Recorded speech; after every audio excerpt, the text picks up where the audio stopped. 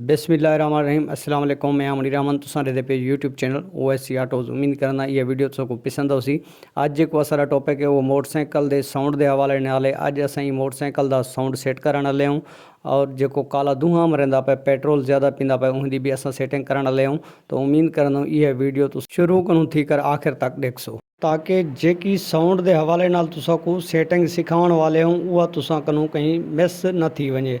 तो सब को पहले तुसां को मोटरसाइकिल जो है वो स्टार्ट करना पोसी। मोटरसाइकिल स्टार्ट करूँ पीछे तुसां को वह सेटिंग करनी पोसी। सब को पहले मैं कुछ चीज़ों ये बुधाने वाला हूँ क्या क्या ये मिस्टेक है। सब को पहले जी अस मोटरसाइकिल स्टार्ट करूँ ये स्लो जो कोई साउंड बिल्कुल ख़राब होंदे नाल काला धुआं जो वो भी मरंदा रहंदे। सब को पहले तुसां को मैं काला धुआं दिखांदा तो तुसां देख सकते हो। मैं हाथ दे के जी मोटरसाइकिल को रेस लेना ये मेरा हाथ जो ये बिल्कुल काला थी वेंदे। काला धुआं तदा मरंदे जरा मोटरसाइकिल पेट्रोल पींदे।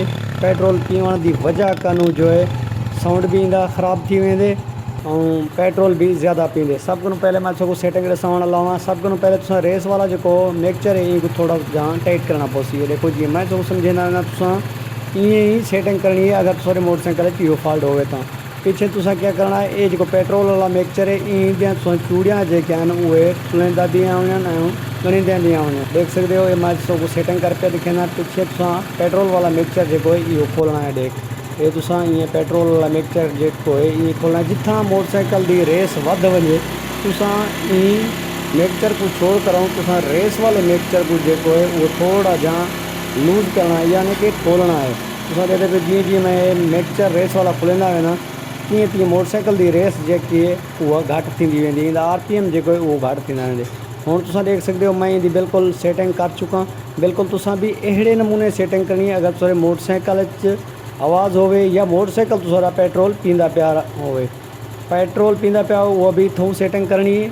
अगर तुसारे मोटरसाइकिल दे साउंड सही नहीं इंजन का तो वो भी तुसां इथों बिल्कुल सेटिंग कर सकते हो। साउंड तरह ख़राब थी जरा मोटरसाइकिल पेट्रोल ज़्यादा पींदे। हुण मैं सेटिंग की है तुसां चेक करो। बिल्कुल जी मैं रेस लेंदा पे मेरा हाथ बिल्कुल ही काला को नहीं थींदा पे चेक करो। इनका मकसद है कि पेट्रोल जो वो हद कन वधिक पींदा पिया तदा इंजन का साउंड भी सही ना और काला धुआं भी मरंदा पिया। इनकी मैं बिल्कुल हुण सेटिंग भी तुसां को समझाइए।